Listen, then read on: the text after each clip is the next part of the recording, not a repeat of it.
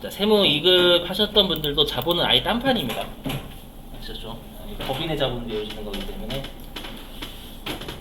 좀 외울 게 많아요. 개정 과목은 한꺼번에 몰아서 하겠습니다. 오늘 어차피 하는 거 이왕 하는 김에.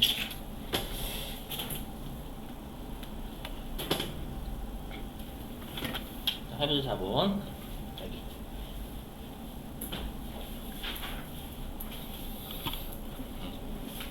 교재는 55페이지입니다.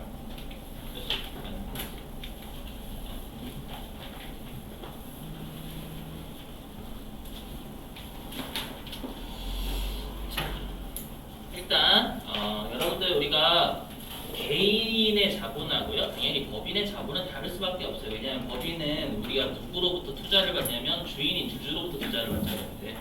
맞죠? 그래서 법인의 자본이 좀 많이 복잡합니다. 자, 그랬을 때 일단 우리 시험에 자본을 가끔씩 이상한 말로 던져줄 수 있으니까 자본하고 좀 같은 용어 좀 외워주실게요. 어차피 여러분들이 이미 아시겠지만 우리가 자본은 자산 빼기 부채라는 거 알고 계시죠, 여러분들? 자, 근데 시험에 가끔씩 말로요, 자본이라고 안 주고 순자산이라고 줄 때가 있어요. 순자산. 무슨 말이냐면, 자, 여러분들이 은행에서 돈을 빌리시고 건물 사시더라도 건물은 자산이죠. 맞죠? 그래서 우리가 자산을 뭐라고 하면 자산, 총자산이라고, 내가 가지고 있는 거. 여러분들 그게 같은 말 아니야? 총자산? 근데 남으로부터 조달한 걸 빼내야 순수한 내게 나오죠. 그렇죠? 그럼 자본이 순수한 내 거잖아요. 부채를 뺀 나머지. 이해되세요? 그래서 순수한 자산이다라고 해서 자본을 순자산이라고 불러요. 아시죠? 시험에서 혹시라도 말로 순자산 이렇게 주어지면 여러분 자본이라고 해석하실 수 있으셔야 돼요. 아시죠? 암기해 주시고. 자, 그 다음에 아마 여러분들이 회계 처음 배우셨을 때 우리가 돈을 조달하는 게 부채는 남으로부터 조달한 거고 자본은 진짜 내 돈인데 여기선 개인 기업이 아니니까 주주로부터 조달한 거예요. 되세요? 그래서 우리가 뭐라고 하냐면 부채는 남의 거다라고 해서 타인 자본이다. 타인 자본. 부채는 남의 거 타인 자본. 그리고 우리가 자본은 우리 주주가 우리 회사의 주인이죠. 맞죠? 그래서 진짜 내 거다라고 해서 뭐라고 하냐 우리가 자기 자본이라고 자기 자본. 아시죠? 시험에서 자기 자본이라고 나와도 자본하고 같은 말입니다. 타인 자본이면 그건 남의 거니까 부채인 거예요. 그리고 이 자본은 결론적으로 회사가 혹시라도 나중에 청산하잖아요, 여러분들. 마감하죠. 마감하면 자산 다 팔아가지고 빚 먼저 갖고 나머지 주주한테 돌려줘야 되거든요. 자본 같은 경우에는. 그래서 주주 거다라고 해서 소유주 지분이라고도 불러요. 소유주 지분은 잘 나오진 않아요. 그래서 순자산, 자기 자본이 같은 말, 자본하고 같은 말이다라는 거 챙겨주시고요. 알죠? 자. 그리고 중요한 게 여러분 자본이 왜 어렵냐면 일단 암기할 게 너무 많아요. 자본은 여러분들 회계에 있는 게 아니라 우리가 이제 그 회사가 지켜야 될 법 같은 거 있죠. 그 법을 여러분 우리가 상법이라고 해요. 상법. 그 상법 걸 회계가 가지고 온 거예요. 그냥 가지고만. 그래서 여러분 상법을 아셔야 자본이 좀 이해가 되시거든요. 근데 우리가 자본을 하기 위해서 상법을 할 수는 없죠, 여러분들. 그거 마치 작은 거 하려고 큰 거 하는 거잖아요, 똑같이. 그죠? 그래서 좀 암기가 필요하고요. 자, 여기에 뭐냐면 생소한 개정 과목이 진짜 많아요. 우리가 여태까지 배웠던 개정 과목 있잖아요. 이게 하나도 없어요. 자본에서 새로운 애들이 좀 많이 나올 거예요. 그래서 걔를 또 외워주시고. 자, 그 다음에 중요한 게 있어요. 보시면. 자, 여러분들 우리가 자본에 해당하는 계정이 있죠. 요게 오른쪽에 있으면 자본이 증가고 자본에 해당하는 게 왼쪽에 있으면 자본의 감소에 이거 모르실 분은 없어요. 우리가 자본은 원래 태생이 대변이잖아요. 맞죠? 근데 제가 이거를 왜 강조드리냐면 우리가 자산은 태생이 차변, 부채는 태생이 대변이죠. 근데 자본은 태생이 대변에 있어야 되는 대변에 있는 게 원칙이에요. 근데 차변에 있는 특이한 애들이 몇 개가 있어요. 자본인데 태생이 차변인 즉 자본의 마이너스인 애들이 있어요. 자본의 마이너스인 애들. 그런 애들을 꼭 외우셔야 돼요. 그걸 안 외우시면 자꾸 자본이 대변에 있으니까 여러분 차변으로 가야지 생각하신단 말이에요. 근데 얘네들은 차변 태생이라고 하시면 대변으로 가야 된단 말이에요. 아시죠? 그래서 외우실 때 자본의 마이너스 꼭 마이너스까지 붙이셔서 외우셔야 실기 때 안 낚여요. 무슨 말인지 뒤에서 할게요. 넘어가고요. 자, 그리고 이제 자본에 여러분들 이게 여기 시험 많이 나와요. 그러니까 자본은 어떻게 나누시냐면 두 개로 나누죠. 두 개. 왜냐면 주주와의 거래와 주주와의 거래가 아닌 걸 이렇게 두 개로 나눠지게 돼 있어요. 설명 좀 해볼게요. 자, 용어 외워주셔야 돼요. 자, 우리가 주주와의 거래를 뭐라고 하냐면 자본거래다라고 불러요. 그래서 자본거래다라고 시험에 나오면 이거 주주다 주주와의 거래다는 뜻이에요. 진짜 나오는 말이에요, 여러분들. 여태까지 말로 여러분 보셨잖아요. 맞죠? 이 시련 순위 이렇게 나왔었죠. 실제로 말로요. 맞죠? 평가라고 안 주고. 자, 그 다음에 주주와의 거래가 아닌 걸 우리가 손익거래다라고 불러요. 그러니까 우리가 수익하고 비용이라는 건 주주와의 거래가 아니어야 수익 비용이에요, 여러분들. 그렇죠? 왜냐하면 주주와의 거래에서 이득 받자 나중에 우리 회사가 청산하면 불러줘야 되거든요. 이게 수익이에요. 무슨 말인지 이해되셨어요? 이렇게 나뉘어요. 일단은 알죠? 자, 이렇게 나뉘고요. 다시 우리가 주주와의 거래인 자본거래는 이렇게 세 가지예요. 자본금, 그 다음에 미리 다 띄워놓을게요. 자본잉여금, 자본조정 이렇게 세 가지예요. 근데 중요한 게 뭐냐면 얘네들이 계정 과목이 아니에요. 그러니까 우리한테 중요한 계정이죠. 계정 과목이죠. 계정 과목. 그죠? 그러니까 이렇게 생각하시면 돼요. 우리가 자본이 자본 동네에서는 가장 최종 보스예요. 되시겠어요? 그리고 여기 지금 하는 이제 1번부터 나중에 하는 5번까지가 중간 보스예요. 중간 보스. 그렇죠? 거기 중간 보스예요. 중간 보스고 거기에 속한 부하들이 우리 계정 과목이었잖아요. 여기 1번부터 5번까지 계정 과목들이 쭉 있는 거예요. 아시죠? 그러면 이 중간 보스들의 성격을 외우고 계셔야 그 부하들이 어디에 속하는지 아실 수 있겠죠, 여러분들. 그죠? 그래서 그냥 외우시는 게 아니라 일단 잘 보고 외우셔야 돼요. 보시면 일단 우리가 주주와의 거래면 다 앞에 자본 이렇게 쓰죠. 그죠? 그랬을 때 자, 일단 자본금부터 먼저 할게요. 이건 암기사항이 이해사항이 아닙니다. 뭐냐면 우리가 자본금은 뭐냐면 주주가 납입했다라는 건 투자, 돈 낸 거죠. 주주가 납입했을 때 이걸 자본금을 어디서 정하냐면 아까 상법이라는 곳에서 여러분 상법이라는 걸 회계에서 그대로 가지고 왔다라고 했죠.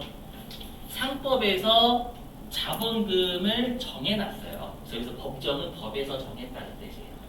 그래서 여기 암기예요. 여러분 상법에서 이렇게 하라라고 무조건 정해놨거든요. 뭐냐면 우리가 자본금은 2공식 써요. 우리가 회사가 발행한 주식수 있죠. 발행한 이건 좀 여러분 자본 동네는 주식을 하시고 계신 분들 유리하긴 해요. 솔직히 말씀드리면. 유리하긴 그렇다고 이거 주식하세요라는 말은 아니에요. 그러지 마시고.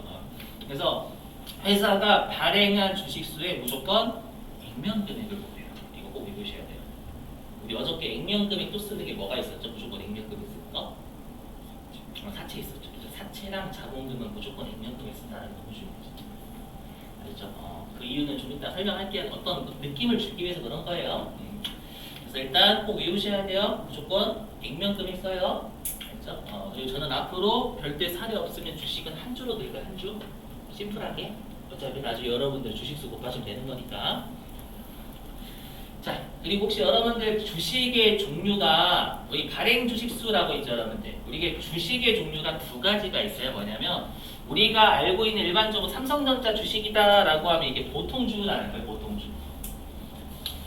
보통주는 뭐냐면 우리가 그 지분이 내가 만약에 40% 가지고 삼성전자의 지분을 40% 가지고 있대요. 그러면 그 40%만큼 권한이 있는 거예요. 권한. 그래서 우리가 지분율이 많은 사람이 여러분 의사결정에서 내가 지분율이 50% 넘어가면 다 나한테 반대 소용없어요. 내가 통과시키면 돼요. 그렇죠. 권한이 막강한 거예요. 이거는 이해되세요? 그러니까 보통주라고 부르고요.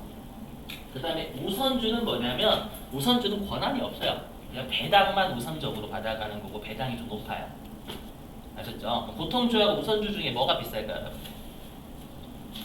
여러분들은 우선주라고 생각하시면 안 돼요. 배당 많이 준다. 우선주도 많이 줘야 해요. 여러분 당연히 권한이 있는 게 더 비싸요. 나중에 여러분들이 삼성전자 치시면 삼성전자도 있고 삼성전자 우도 있거든요. 그 삼성전자 우가 우선주 우자가 우선주 우자예요. 알죠? 그래서 보통주가 확실히 비싸요. 자, 그래서 보통주 자본금과 우선주 자본금으로 구분하여 표시한다 이렇게 돼 있어요. 자, 그다음에 동그라미 2번 자본잉여금인데 이거는 암기해주세요. 뭐냐면 우리가 곧 자본에서 잉여금이라는 게 두 개가 나와요. 잉여금이 뭐냐면 누적돼 쌓여져 있는 걸 우리가 잉여금이라고 불러요. 잉여금.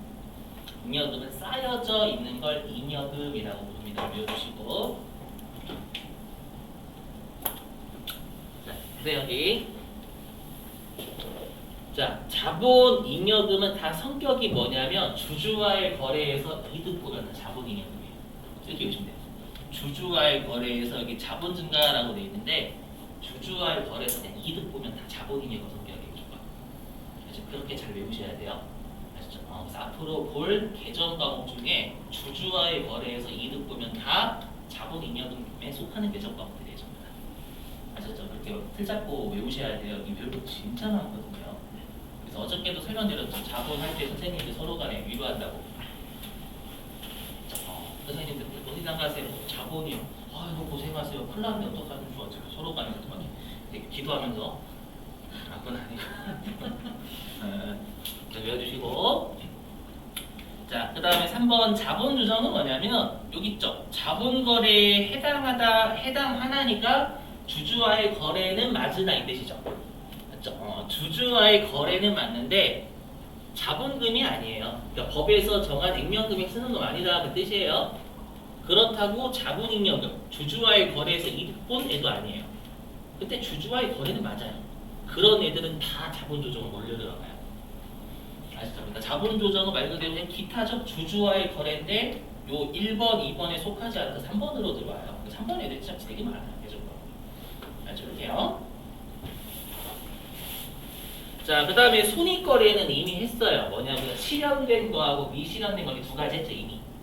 기억나시죠? 우리가 손익거래, 주주와의 거래에서요. 자, 우리가 미실현된 손익은 아마 여러분들이 여기 했었을 거예요, 이미. 기타, 포괄, 손익 누계액이라는 곳이 들어간다고 했었죠.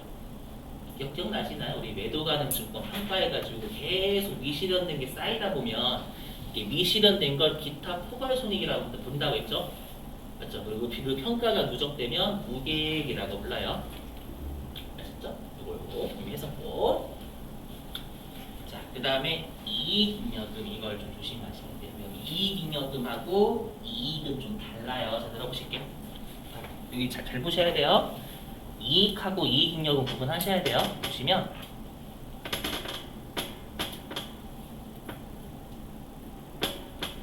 쓸게요. 자, 여기다가 자, 만약에 예를 들어가지고 여기다 쓸까요? 만약에 우리 회사가 3기 있죠. 3기에 당기순이익이 10억이래요. 3기에 당기순이익이 10억이래요. 그리고 1기에 1기 이익이라고 할게요. 1기의 이익은 2억. 그 다음에 2기의 이익은 3억. 이렇게 할게요. 근데 여러분들 우리가 이익은 2월이 된대요? 안 된대요? 안 돼요. 그래서 우리가 3기의 이익을 물어보면 10억이에요, 그냥. 여기까지 되세요? 근데 여러분들 배당은 이익으로 줄까요? 아니면 쌓여져 있는 이익 가지고 줄까요? 여러분들 같은 말 아니야? 이익이나 쌓여져 있는 이익이나 같은 말 다르죠, 여러분. 쌓여져 있는 이익. 자, 지금 여기 사례에서는 이익은 3기 때 10억이지만 쌓여져 있는 이익은 15억이잖아요, 여러분들. 맞죠? 그럼 회사가 이렇게 생각하시면 돼요. 내가 이익이라는 건 올해 고간의 곡식이 오래 들어온 거고요. 알죠? 그리고 우리가 이익잉여금은 뭐냐면 고간의 곡식이 계속 쌓여져 있는 거예요. 처음 연도부터 지금까지. 이해되세요? 그럼 고간에 있는 곡식 여러분 백성들한테 나눠줄 때 뭐로 나눠줘요?